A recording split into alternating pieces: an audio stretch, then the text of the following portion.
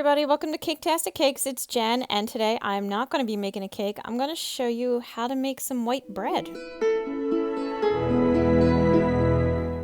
Now, if you guys are like me, which probably you are, you're stuck at home for the next few weeks because this coronavirus going around, and rather than going to the store to buy bread, I've just been making my own.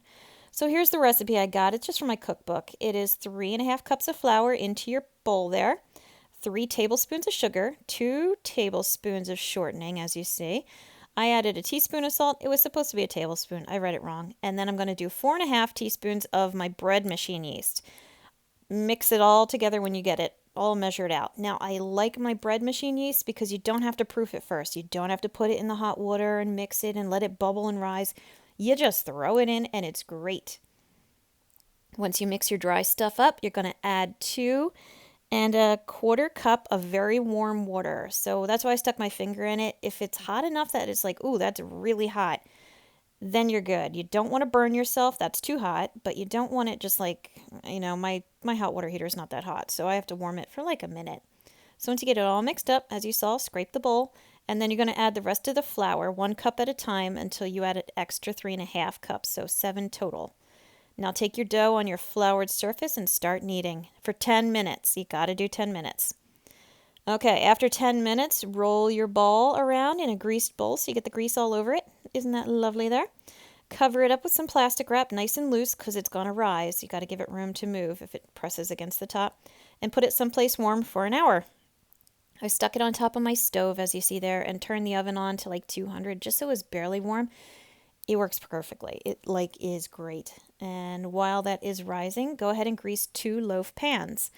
This recipe will make 2 full loaves, so make sure you have big enough pans or enough other things that you can put it in and grease them on up. And yeah, getting back to my putting it on top of the stove, I like that approach. I have a friend who actually will run her dryer, take everything out, and then put her dough in there. So she makes it rise that way, whatever works. Now, it's hard to see, but you can see how puffy it is there. Once it's done after that hour's time, dump it out and lay it on your counter. This is what we're going to put into our loaf pans in a moment. I'm using just a piece of metal that I have to cut it in half, and we're going to make our 2 separate loaves. So flour your surface there, just like that. A little goes a long way. Mix it up so you get a lot of the puffiness out. It's going to push back on you, so don't be surprised when it fights back. And then you're going to roll it out. Try to make it more rectangular, kind of like a 9 by 18 type of a size about. And I know I have a marble rolling pin, so it's heavy. So I'm sorry. Every time it hits the counter, the camera jumps a little. But this is like you're in the action. So you can really feel it, right? You can feel the bread being rolled or something. Okay. Once you have it rolled out, you're just going to curl it on up on itself. Long ways. You see that? Pinch off the seams. So pinchy, pinchy, pinchy. Tuck the edges underneath of itself, pinch them off, tuck them under. So all the ugliness is underneath your bread. Put it in your pan and put it aside. Do the same thing for the other. Try to get some of the mush out. Try to roll it out as best you can. It's going to stretch and move. Just do the best you can. Roll it up, pinch your ends.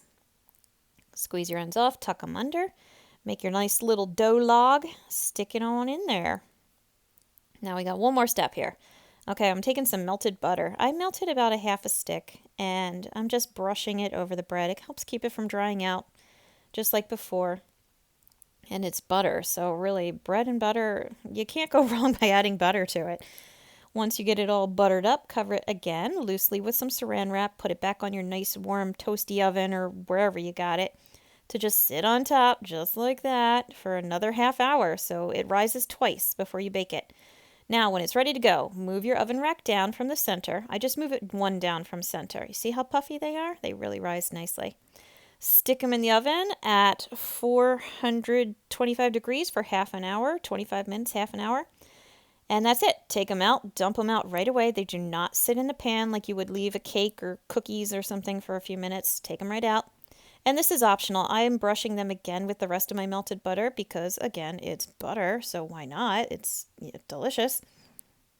You don't have to if you don't want to. It'll just make the crust a little more crispy and crunchy on the outside. The butter just kind of softens it up a little, makes it a little more, well, buttery. So there you go. Nice, easy recipe. I'll include the directions below, too, so you can follow along there if I was confusing you. Thank you for checking out my video. Please like and subscribe. It would help me out. Stay safe, everybody. And as always, thank you for watching Caketastic Cakes.